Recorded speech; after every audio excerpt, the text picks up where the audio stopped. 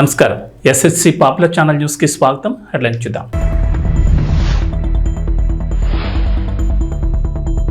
తెలంగాణలోని రైతులకు good news.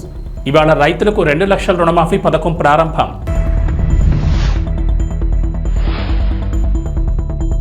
Andhra Pradesh శాసనసభ సెక్రటరీ జనరల్గా సూర్యదేవర, స్పీకర్ చింతకాయల అయ్యన్న పాత్రుడి సమక్షంలో బాధ్యతల స్వీకరణ.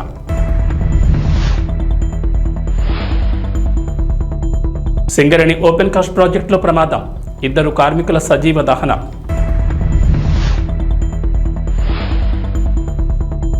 తెలంగాణ, ఏపీలో భారీ వర్షాలు, పలు జిల్లాలను హెచ్చరించిన వాతావరణ శాఖ. తెలంగాణలోని రైతులకు గుడ్ న్యూస్ చెప్పింది తెలంగాణ ప్రభుత్వం.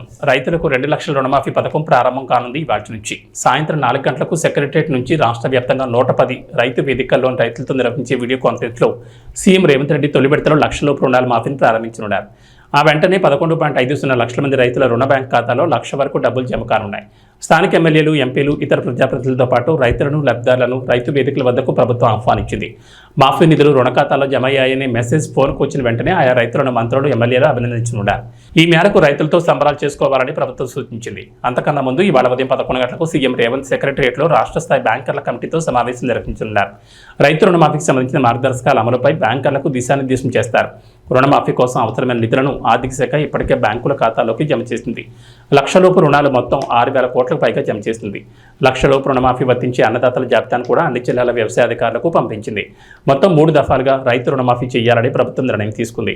నేడు 1 లక్ష వరకు ఉన్న రైతు రుణాలు మాఫీ చేయనున్నారు. సాయంత్రం 4 గంటలకు నేరుగా రైతు ఖాతాల్లో రుణమాఫీ సొమ్ము జమ చేస్తారు. ఈ నెలాఖరులోగా 1 లక్షన్నర వరకు రుణాలు చేరున్నట్లు సీఎం రేవంత్ ప్రకటించారు. ఆగస్టు 15లోగా 2 లక్షల వరకు రైతు రుణాలు మాఫీ చేయనున్నట్లు వెల్లడించారు. రైతు రుణమాఫీ నిమిత్తం ప్రభుత్వం మొత్తం 31,000 కోట్లు జమ చేయనుండగా మొత్తం 32 బ్యాంకులు రైతులకు రుణాలు ఇచ్చాయి. ఆంధ్రప్రదేశ్ అసెంబ్లీ సెక్రటరీ జనరల్ గా సూర్యదేవర ప్రసన్న కుమార్ నియమితులయ్యారు. ఈ మేరకు ప్రసన్న కుమార్ అమరావతి శాసనసభ కార్యాలయంలో స్పీకర్ చింతకాయల అయ్యన్న పాత్రుడి సమక్షంలో బాధ్యతలు స్వీకరించారు.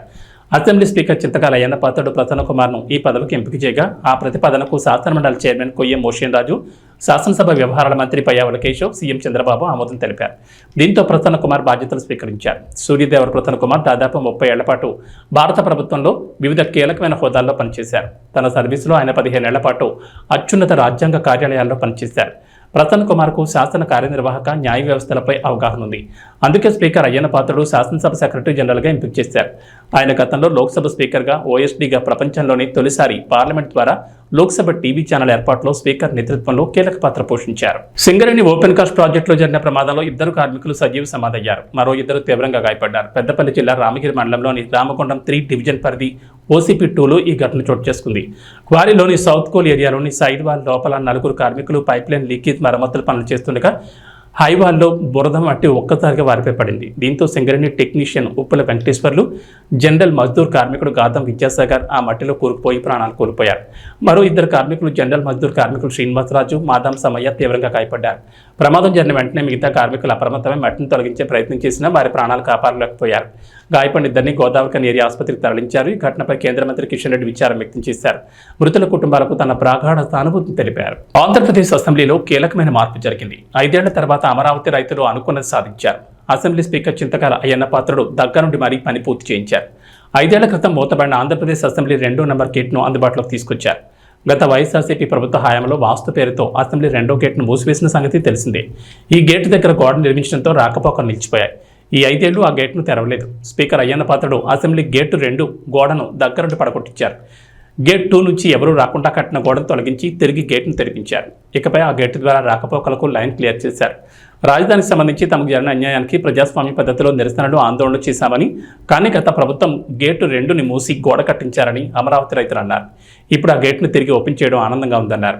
రాష్ట్రంలో ప్రజలు తమ సమస్యలు చెప్పుకునే అవకాశం కల్పించడం ప్రభుత్వ కనీస బాధ్యత అన్నారు స్పీకర్ అయ్యన్న పాత్రుడు. ప్రజాస్వామ్య వ్యవస్థలో అసెంబ్లీని దేవాలయంగా భావిస్తారని, అందుకే ప్రజల కోసం శాసనసభ గేట్లు తెరిచే ఉండాలని, రాష్ట్రంలో ఇప్పుడున్నది ప్రజాస్వామ్య ప్రభుత్వం అని అన్నారు.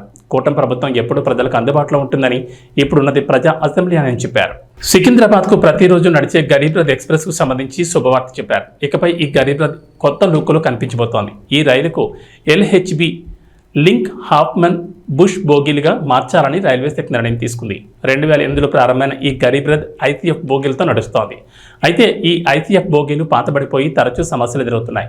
ఈ క్రమంలోని ICF బోగీలను ఎల్హెచ్బి బోగీలుగా మార్చాలని రైల్వే శాఖ నిర్ణయించింది. ఈ నెల 22 నుంచి సికింద్రాబాద్, 23 నుంచి విశాఖ నుంచి ఎల్హెచ్బి బోగీలతో కూడిన రైళ్లు పట్టాలెక్కబోతున్నాయి. గరీబ్ రథ్ మొత్తం 18 ఏసీ 3 టైర్ ఎకనామిక్ కోచ్లను అందుబాటులోకి తెచ్చారు. ఈ రైలు ఒక్కో కోచ్లో 83 వరకు సీట్లుంటాయి. అయితే ప్రస్తుతం ఉన్న ఐసీఎఫ్ బోగీలో ఈ సంఖ్య 72 మాత్రమే కాగా ఇప్పుడు ఆ సంఖ్య పెరిగింది. గరీబ్ రథ్కు ప్రయాణికుల నుంచి డిమాండ్ ఎక్కువగా ఉండడంతో సైట్లో అదనంగా మిడిల్ బెర్త్ను ఏర్పాటు చేశారు రైల్వే అధికారులు. ఆంధ్రప్రదేశ్లో నిరుద్యోగులకు అద్భుతమైన అవకాశం కల్పిస్తోంది ఎన్ఈసీసీ. రాష్ట్ర వ్యాప్తంగా నిరుద్యోగ యువతకు ఉపాధి కల్పించేందుకు సరికొత్త కార్యక్రమంతో ఎన్ఈసీసీ ముందుకొచ్చింది. నిరుద్యోగుల కోసం ప్రత్యేకంగా ఈ కార్యక్రమాన్ని రూపొందిస్తున్నారు. ఎన్టీఆర్ ట్రస్ట్ ఆధ్వర్యంలో జిల్లాకు 100 మంది చొప్పున 26 జిల్లాల్లో 2600 మందిని ఎంపిక చేస్తారు. ఒక్కొక్కరికి 50,000 విలువైన వంట పాత్రలు, స్టూల్, ఇతర పరికరాలతో కూడిన ఎగ్ కట్ వర్క్ అందిస్తారు. రాష్ట్ర వ్యాప్తంగా ఒక్కో వాహనం ద్వారా 3 చొప్పున ఈ కార్యక్రమం ద్వారా సుమారు 7,200 మందికి ప్రయోజనం కలుగుతుందని ఎన్ఈసీసీ చెబుతోంది. ఈ మేరకు ఆంధ్రప్రదేశ్ పౌల్ట్రీ ఫెడరేషన్ ప్రతినిధులు ఉండవల్లి నివాసంలో విద్యా, ఐటీ శాఖ మంత్రి నారా లోకేష్ కలిశారు. ఈ ఎగ్ కట్ వివరాలను మంత్రికి వారు వివరించారు. ఈ ఎగ్ కట్లకు 13 కోట్లు అందించేందుకు ఎన్ఈసీసీ చైర్పర్సన్ అనురాధ జే దేశాయ్ ఆమోదం తెలిపినట్లు ఆంధ్రప్రదేశ్ పౌల్ట్రీ ఫెడరేషన్ ప్రతినిధులు తెలిపారు. ఎన్టీఆర్ ట్రస్ట్ ఆధ్వర్యంలో ప్రభుత్వం ద్వారా వీటిని పంపిణీ చేయనున్నట్లు తెలిపారు. హైదరాబాద్ నుంచి యాదగిరిగుట్ట వెళ్లే భక్తులకు ఇది శుభవార్తే. 7 ఏళ్లుగా పెండింగ్ లో ఉన్న గట్కేసర్ యాదగిరిగుట్ట స్టేషన్ల మధ్య ఎంఎంటీఎస్ రైలు మార్గం పనుల్లో కీలక ముందడుగు పడింది. 33 కిలోమీటర్ల మేర నిర్మించిన ఈ మార్గం కోసం 60 ఎకరాలు అవసరమవుతాయని భావిస్తున్న రైల్వే శాఖ త్వరలోనే భూసేకరణ కోసం నోటిఫికేషన్ జారీ చేసేందుకు సిద్ధమవుతోంది. కేంద్ర రాష్ట్ర ప్రభుత్వాల భాగస్వామ్యంతో ఈ రైల్వే లైన్ నిర్మించేందుకు 2016-17లో 330 కోట్లతో ప్రతిపాదనలు సిద్ధమయ్యాయి. దీనికి కేంద్రం కూడా ఓకే చెప్పింది. అయితే ఆ తర్వాత అప్పటి ప్రభుత్వం ఈ రైల్వే లైన్ విషయాన్ని పట్టించుకోకపోవడంతో రైల్వే శాఖ కూడా ఈ ప్రాజెక్టును పక్కన పెట్టేసింది. తాజాగా ఈ రైల్వే లైన్ విషయాన్ని స్థానిక ప్రజాప్రతినిధులు కేంద్రం దృష్టికి తీసుకెళ్లడంతో సానుకూలంగా స్పందించింది. రాష్ట్ర ప్రభుత్వం వాటా లేకుండా పూర్తిగా కేంద్ర నిధులతో రైల్వే లైన్ వేసేందుకు అంగీకరించింది. రైలు వికాస్ నిగమ్ ద్వారా పనులు చేపట్టున్నారు. కాగా అప్పట్లో 330 కోట్లు అవుతుందనుకున్న ఖర్చు ప్రస్తుతం 412 కోట్ల వరకు అవుతుందని అంచనా వేస్తున్నారు. జై భారత్ క్షీరారామ ఆక్వా రైతు సంఘం అధ్యక్షుడు గొట్టముక్కల గాంధీ భగవాన్ రాజ్ ఆధ్వర్యంలో సంఘ సభ్యులు ఉండి ఎమ్మెల్యే కనుమూరు రఘురామకృష్ణరాజును కలిశారు. రైతు సమస్యలపై వినతి పత్రం అందించారు. జై భారత్ క్షీరారామ ఆక్వా రైతుల సంఘం గాంధీ భగవాన్ రాజు గారి నాయకత్వంలో ఈరోజు ఇదంతా సమావేశం అవటం జరిగింది. ఆక్వా రంగానికి ఉన్న ప్రధాన సమస్యలన్నిటి మీద కూడా డీటెయిల్డ్గా చర్చించడం జరిగింది. ముందుగా మన దేశంలో 140 కోట్ల జనాభా ఉన్న మన దేశంలో 5% మంది ప్రజలు వారానికి ఒకసారి రొయ్య ఆహారంగా తీసుకుంటే ఇప్పుడున్న ప్రొడక్షన్కి 3 రెట్లు ప్రొడక్షన్ చేసుకోవచ్చు. మన దేశం కన్జంప్షన్కే 1 టన్ను కూడా ఎగుమతి చేయవలసిన అవసరం లేకుండా. సో కాబట్టి గుడ్డు తింటే ఎలాగ ఆరోగ్యానికి మంచిదన్నది నెక్క వాళ్ళు ఎలాగ ప్రమోట్ చేశారో, ఎప్పటి నుంచో అందని ద్రాక్ష పండు పుల్లంలాగా మరి రొయ్య మరి అంత ఎక్కువగా దొరకని కాలంలో మరి రొయ్య తింటే మంచిది కాదు అని రకరకాల రాంగ్ పబ్లిసిటీ చేయడం జరిగింది.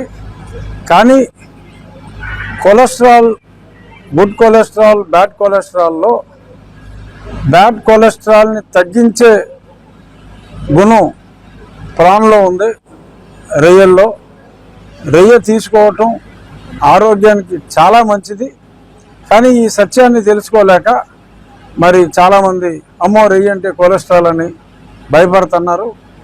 ఈ నిజాన్ని ప్రజల్లోకి తీసుకెళ్ళగలిగి మనం రీజనబుల్ కాస్ట్కి, మన ప్రొడక్షన్ కాస్ట్కి రీజనబుల్గా మనం మార్జిన్ వేసుకుని అమ్మితే అటు ప్రజలకి ఆరోగ్యానికి కూడా చాలా మంచిది, రైతు సంక్షేమానికి కూడా అది ఎంతగానో ఉపయోగపడుతుంది.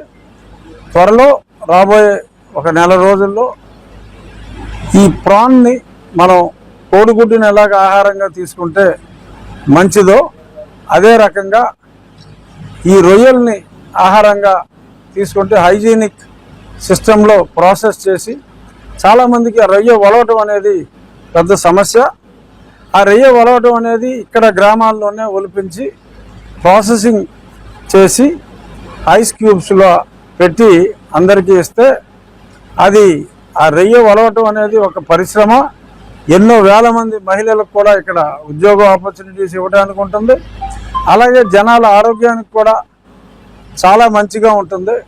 ఈ కార్యక్రమాన్ని ఒక 6 నుంచి 8 వారాల్లో అవగాహన సదస్సులు కూడా ఎక్కడికక్కడ పెట్టి ఆ డాక్టర్స్ని కూడా ఇన్వాల్వ్ చేసి ఆ లిటరేచర్ అంతా ఇచ్చి ఒక ఉద్యమం లాగా ఈ నిజాన్ని ప్రజలందరికీ తెలియజేసే విధంగా ముందుకెళ్ళాలి. అలాగే ఈ ఫీడ్ కూడా మరి ధరలు బాగా పెరిగినాయి. సోయాబీన్ పెరిగినప్పుడు ధరలు పెంచారు, ఇప్పుడు సోయాబీన్ 40% తగ్గినప్పటికీ కూడా ధరలు తగ్గలేదు అని చెప్పి కూడా రైతులు చెప్పడం జరిగింది. సో ఆ సమస్యను ఎలా పరిష్కరించాలి, అవసరమైతే మరి కొంత డ్యూటీ తగ్గించైనా మరి ఫీడ్ ఇంపోర్ట్ చేసుకునే వెసులుబాటు, దానికి గల అవకాశాలు అవి కూడా పరిశీలించి, అలాగే ప్రాసెసింగ్ ప్లాంట్స్ కూడా మరి ఒక అమూల్ లాగా ఒక కోఆపరేటివ్ చక్కటి కోఆపరేటివ్ సిస్టంలో ఒక ప్రాంతంలో ఉన్న రైతులందరూ ఒక ప్రాసెసింగ్ ప్లాంట్, ఒక cold storage cum processing plant నిర్మించుకుంటే దానికి కూడా ప్రభుత్వం సబ్సిడీస్ అన్నీ కూడా ఉన్నాయి. ఇంకా కరెంట్ ఛార్జీలు తగ్గిస్తామని చెప్పి కూడా పెద్దలు చంద్రబాబు నాయుడు గారు, లోకేష్ గారు ఇక్కడికి వచ్చినప్పుడు అందరూ కూడా మాట ఇచ్చారు ఆక్వా ఇండస్ట్రీకి. అది కూడా సాధ్యమైనంత త్వరగా అమలు అయ్యేలాగా చూసి మరి 1 సంవత్సరం 2 సంవత్సరాలుగా మరి ఆక్వా రైతులందరూ కూడా పడుతున్న బాధ నాకు తెలుసు. రాబోయే రోజుల్లో మళ్ళీ గత కాలం నాటి మంచి రోజులు ఆక్వా రంగానికి త్వరగా రావాలని చెప్పి మనస్ఫూర్తిగా కోరుకుంటూ, దానికి నా వంతు కృషి అటు ప్రభుత్వం తరపున కేంద్ర ప్రభుత్వం తరపున శక్తి వంచన లేకుండా కృషి చేస్తానని చెప్పి రైతు సోదరులందరికీ, ఆక్వా రైతు సోదరులందరికీ కూడా ఈరోజు నేను తెలియజేయడం జరిగింది. కలిసికట్టుగా ఆక్వా ఇండస్ట్రీని మరింత ముందుకు తీసుకెళ్తాం. Thank you. మీడియా ప్రతినిధులపై వైసీపీ రాజ్యసభ సభ్యులు విజయసాయిరెడ్డి చేసిన అనుచిత అవమానకర అహంకార మాటలను ఉపసంహరించుకుని జర్నలిస్టులకు క్షమాపణ చెప్పాలని, ఆయన్ను పదవి నుంచి రాష్ట్రపతి తొలగించాలని ఏపీయూడబ్ల్యూజే జిల్లా సహాయ కార్యదర్శి బి హనుమేష్ డిమాండ్ చేశారు. బుధవారం ఏపీయూడబ్ల్యూజే కోస్గి కమిటీ ఆధ్వర్యంలో కోస్గిలో ఏపీయూడబ్ల్యూజే తాలూకా ఉపాధ్యక్షులు శ్రీరామ్, సహాయ కార్యదర్శి రాజేష్, మండల ప్రధాన కార్యదర్శి ప్రదీప్ కుమార్ ఆధ్వర్యంలో నిరసన కార్యక్రమం చేపట్టారు. ఏపీయూడబ్ల్యూజే జిల్లా సహాయ కార్యదర్శి బి హనుమేష్ మాట్లాడుతూ వైసీపీ పార్టీ రాజ్యసభ సభ్యుడు విజయసాయిరెడ్డి దేవాదాయ శాఖ అసిస్టెంట్ కమిషనర్పై వస్తున్న వ్యవహారం గురించి విజయసాయిరెడ్డిని ప్రశ్నించిన మీడియా ప్రతినిధులను ఏరా పోరా అంటూ మీ పిల్లలు మీకే పుట్టారా అంటూ అవమానించారు. రాజ్యసభ సభ్యులుగా బాధ్యత పదవిలో ఉంటూ సభ్యతా సంస్కారం లేకుండా మాట్లాడిన తీరు సభ్య సమాజం సహించిందన్నారు. వెంటనే రాష్ట్రపతి ద్రౌపది ముర్ము విజయసాయిరెడ్డిని పదవి నుంచి బర్తరఫ్ చేయాలనే డిమాండ్తో కూడిన వినతి పత్రాన్ని డాక్టర్ బిఆర్ అంబేద్కర్ చిత్రపటానికి వినతి పత్రం అందించి నిరసన వ్యక్తం చేశారు. ఈ కార్యక్రమంలో ఏపీయూడబ్ల్యూజే మండల గౌరవాధ్యక్షులు గడ్డం ఎర్రన్న, నాయకులు కర్రెప్ప, జీవన్, సతీష్, లక్ష్మణ్, మహమ్మద్ బాషా, మధుర్, రంగస్వామి, ప్రభాకర్ పాల్గొన్నారు. రాజ్యసభ సభ్యుడు విజయసాయిరెడ్డి జర్నలిస్టు మీడియా అధినేతలపైన, జర్నలిస్టులపైన అనుచిత వ్యాఖ్యలు చేయడం చాలా సిగ్గుచేటు. పెద్దల సభలో ఉంటూ ఈరోజు ఓ బాధితుడు ఇచ్చిన వివరణ మేరకు వార్త పబ్లిష్ అయిన మీడియాలపైన, జర్నలిస్టులపైన అనుచిత వ్యాఖ్యలు చేస్తూ వారి పుట్టుక గురించే రాజ్యసభ సభ్యుడు విజయసాయిరెడ్డి మాట్లాడడం తగదు. ఇప్పటికైనా రాజ్యసభ సభ్యుడు జర్నలిస్టులపై చేసిన వ్యాఖ్యలను వెనక్కి తీసుకోవాలి. లేకపోతే రాష్ట్రపతి రాజ్యసభ సభ్యుడైన విజయసాయిరెడ్డిని వెంటనే ఆ పదవి నుంచి తొలగించాలని ఏపీయూడబ్ల్యూజే జర్నలిస్ట్ సంఘం ఆధ్వర్యంలో మేము డిమాండ్ చేస్తున్నాం. ఈరోజు జర్నలిస్టులను భయపెట్టే విధంగా, మీడియా సంస్థలను భయపెట్టే విధంగా వైసీపీ నాయకుడు రాజ్యసభ సభ్యుడైన విజయసాయిరెడ్డి జర్నలిస్టులను హెచ్చరిస్తూ మా ప్రభుత్వం వచ్చాక తోకలు కట్ చేస్తాను, జర్నలిస్టుల అందు చూస్తాను అని బెదిరించడమే కాక వారి పుట్టుకల గురించి మాట్లాడడం ఈరోజు హేయమైన చర్య. దీనిని సుమోటోగా కేసు నమోదు చేసి రాజ్యసభ సభ్యుడైన వైసీపీ నాయకుడు విజయసాయిరెడ్డి పైన కేసు నమోదు చేసి ఆ పదవి నుంచి తొలగించాలని ఏపీయూడబ్ల్యూజే సంఘం ఆధ్వర్యంలో మేము డిమాండ్ చేస్తున్నాం. నా పేరు బి హనుమేష్, జిల్లా సహాయ కార్యదర్శి. వైకాపా రాజ్యసభ సభ్యుడు అయినటువంటి విజయసాయిరెడ్డి జర్నలిస్టులపై చేసినటువంటి అనుచిత వ్యాఖ్యలను నిరసిస్తూ ఈరోజు కోసిలో ఏపీయూడబ్ల్యూజే ఆధ్వర్యంలో డాక్టర్ బిఆర్ అంబేద్కర్ చిత్రపటానికి వినతి పత్రం ఇవ్వడం జరిగింది. అయితే రాజ్యసభ్యుడు చేసినటువంటి జర్నలిస్టుల మనోభావాలను దెబ్బతీసే విధంగా ఆయన మాట్లాడిన తీరు చాలా సిగ్గుచేటని ఈ సందర్భంగా నేను తెలియజేస్తున్నాను. ఇప్పటికైనా రాజ్యసభ సభ్యుడైనటువంటి విజయసాయిరెడ్డి జర్నలిస్టులకు క్షమాపణ చెప్పి తన చేసిన అనుచిత వ్యాఖ్యలను వెనక్కి తీసుకోవాలని కోరుతున్నాను. వి ప్రదీప్ కుమార్, ఏపీడబ్ల్యూజే మండల ప్రధాన కార్యదర్శి. ములుగు జిల్లా వాజేడు మండలంలో వాగులు, వంకలు, గుట్టలు, కారు అడవి దాటి చేరుకునే గ్రామం. ఆ గ్రామం పేరు పెనుగోలు. 11 కుటుంబాల కోసం వారి బాగోగుల కోసం కదిలారు. వర్షాకాలంలో సంభవించే కీటకజనిత వ్యాధుల నియంత్రణలో భాగంగా DM&HO, Vajedu medical officer doctor Mahender, health assistant చిన్న, ఎక్స్రే టెక్నీషియన్ ముగ్గురు సహాయకులు కలిసి పెనుగోలు గ్రామం వర్షం వస్తున్నప్పటికీ కంచర్వాగు దాటి అతి కష్టం మీద చేరుకుని ఈరోజు ఉదయం 11 గృహాలను సందర్శించి వారికి వర్షాకాలంలో సంభవించే కీటకజనిత నీటిజనిత వ్యాధుల గురించి, వాటిని ఏ విధంగా నివారించాలనే జాగ్రత్తల గురించి అవగాహన కల్పించారు. తదుపరి 11 కుటుంబాల్లో గల వ్యక్తులందరికీ మలేరియా పరీక్షలు చేయగా 2కి పాజిటివ్ రాగా వారికి ట్రీట్మెంట్ ప్రోటోకాల్ ప్రకారం హెల్త్ అసిస్టెంట్ చిన్న వెంకటేష్ మలేరియా మొదటి డోసు మింగించి మిగతా డోసు రేపు ఎల్లుండి మింగమని చెప్పారు. తర్వాత లార్వా పెరుగుదలను కూడా వారికి చూపించి నీరు నిల్వ ఉంచకుండా ఒకవేళ 3 రోజుల కంటే నిల్వ ఉంచాలి అనుకుంటే డ్రమ్ముల పైన మూతలు పెట్టాల్సిందిగా సూచించారు. ఆ తర్వాత దోమతెరలు దాదాపు 30 ఇచ్చి వాటిని వాడుకునే విధానం ప్రాధాన్యత గురించి చెప్పారు. అలాగే డిఎంఎన్హెచ్ఓ తన సొంత ఖర్చులతో 11 కుటుంబాలకు నిత్యావసర సరుకులు అందజేశారు.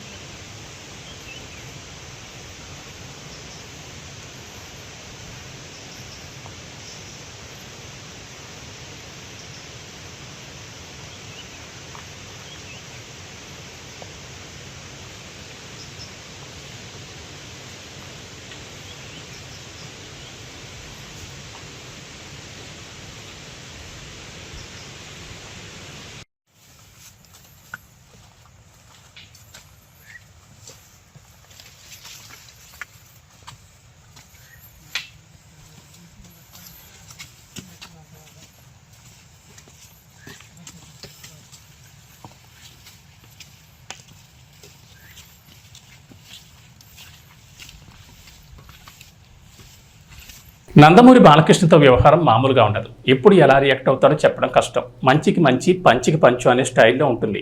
బాలయ్య తన అభిమానులతో ఒక్కోసారి ప్రేమగా నవ్వుతూ పలకరిస్తూ కనిపిస్తూ ఉంటాడు, ఇంకోసారి చేతితో దెబ్బలు వేస్తూ కనిపిస్తుంటాడు. బాలయ్యకు చిరాకు వస్తే అవతల వాడికి మూడినట్లే చేతిలో ఉన్న ఫోన్లను తీసి అవతల పారేస్తూ ఉంటాడు. అలాంటి బాలయ్య వద్దే సెల్ఫీ వీడియో తీసుకున్నాడు. తాజాగా ఈ వీడియో నెట్టింట్లో వైరల్ అవుతోంది. అలా ఫ్లైట్లో కూర్చున్న బాలయ్యని పక్క సీట్లో కూర్చున్న ఒక వ్యక్తి వీడియో తీశాడు. బాలయ్య తెలియకుండా తీసుకున్న ఆ సెల్ఫీ వీడియో ఇప్పుడు వైరల్ అవుతోంది. ఈ వీడియోలో బాలయ్య అయితే కెమెరా వైపు చూడడం లేదు. ప్రస్తుతం ఈ వీడియో మీద నెటిజన్లు ఫన్నీ కామెంట్లు చేస్తున్నారు. సింహం పక్క సీట్లో కూర్చుని సెల్ఫీ వీడియో తీసి వీడియో అప్లోడ్ చేశామంటే నీ ఫోను ఆయుష్ మామూలుగా లేదు సోదరా అంటూ ఎవరు నెటిజన్ ఇలా వీడియోని షేర్ చేశాడు. ఈ ట్వీట్ కింద నెటిజన్లు ఫన్నీ కామెంట్లు పెట్టేస్తున్నారు.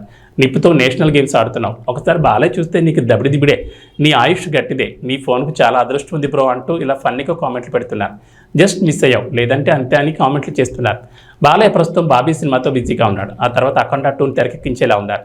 బాలయ్య చేసిన భగవంత్ కేసరి ఇప్పుడు మళ్ళీ ట్రెండ్ అవుతోంది. సైమా ఐఫాన్లో ఈ మూవీ బాగానే సందడి చేస్తోంది. నామినేషన్స్లో భగవంత్ కేసరి సత్తా చాటుకుంది. ఇక బాలయ్య మార్కెట్ ఇప్పుడు స్టడీగా ఉంది. బ్లాక్ బస్టర్లు వచ్చినా కూడా మిగతా హీరోల బాలయ్య తన రెమ్యూనరేషన్ను ఇష్టారీతిన పెంచడం లేదని తెలుస్తోంది. ప్రపంచంలో అతిపెద్ద క్రీడా సంబరానికి మరికొన్ని రోజుల్లో తెరలేవనుంది. విశ్వ క్రీడల ఈవెంట్ ఈ నెల 26 నుంచి ఫ్రాన్స్ రాజధాని ప్యారిస్ వేదికగా ప్రారంభం కానుంది. విశ్వ క్రీడల కోసం ఇప్పటికే దాదాపుగా అన్ని ఏర్పాట్లు పూర్తయ్యాయి. జూలై 26 నుంచి ఆగస్టు 11 వరకు ఈ పోటీలు జరగనున్నాయి. ఎప్పట్లాగే ఈసారి కూడా భారత్ ఎన్నో ఆశలతో ఒలింపిక్స్కు భారీ బృందాన్ని పంపుతోంది. ఈసారి ప్యారిస్లో అడుగుపెట్టే భారత్ బృందంలో 117 మంది అథ్లెట్లు ఉన్నారు. తాజాగా ఇందుకు సంబంధించిన జాబితాకు కేంద్ర క్రీడా మంత్రిత్వ శాఖ ఆమోదం తెలిపింది. కేంద్ర ఆమోదం తెలిపిన జాబితా చర్చనీయాంశంగా మారింది. ప్రపంచ ర్యాంకింగ్స్ కోటాలో ప్యారిస్ ఒలింపిక్స్కు అర్హత సాధించిన మహిళా షాట్ పుటర్ అబాకతోవా పేరును ఈ జాబితాలో లేదు. ఆమె పేరును ఎందుకు తొలగించారు అనే విషయంపై కూడా స్పష్టత లేదు. మొత్తంగా ప్యారిస్ ఒలింపిక్స్కు 117 మంది ఆటగాళ్లతో పాటు 140 మంది సహాయ సిబ్బంది కూడా వెళ్తున్నారు. అయితే ఇందులో కొందరు సహాయ సిబ్బంది ఖర్చులను కేంద్ర ప్రభుత్వమే భరించనుంది. వాస్తవానికి ఒలింపిక్స్ రూల్స్ ప్రకారం సహాయ సిబ్బంది సంఖ్య 67కు ఎట్టి పరిస్థితుల్లోనూ మించకూడదు.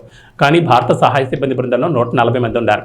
ఈ నేపథ్యంలో 5 సభ్యుల వైద్య బృందం 67 మంది సహాయక సిబ్బందికి అయ్యే ఖర్చులను భారత ప్రభుత్వమే భరించనుంది. ఇక వాతావరణ విషయానికి వస్తే బంగాళాఖాతంలో ఏర్పడిన అల్పపీడన ప్రభావంతో ఆంధ్రప్రదేశ్లో జోరుగా వర్షాలు కురుస్తున్నాయి. రాష్ట్ర వ్యాప్తంగా ముసురు వాతావరణం కనిపిస్తుండగా ఈ నెల 19న మరో అల్పపీడనం ఏర్పడే అవకాశం ఉందని వాతావరణ శాఖ అంచనా వేస్తోంది.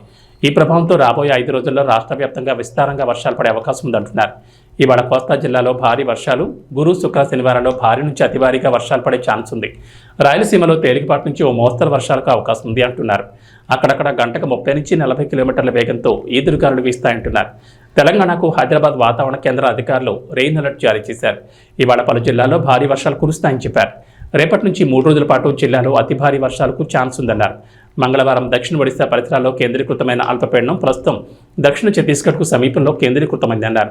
ఉపరితల ఆవర్తనం సగటున సముద్ర మట్టానికి 5.8 కిలోమీటర్ల ఎత్తులో నైరుతి దిశగా వంగి ఉందని చెప్పారు. ఈ మేరకు పలు జిల్లాలకు వాతావరణ శాఖ ఆరెంజ్ అలర్ట్ జారీ చేసింది. హెవీ బులెటిన్ విశేషాలు. నమస్కారం.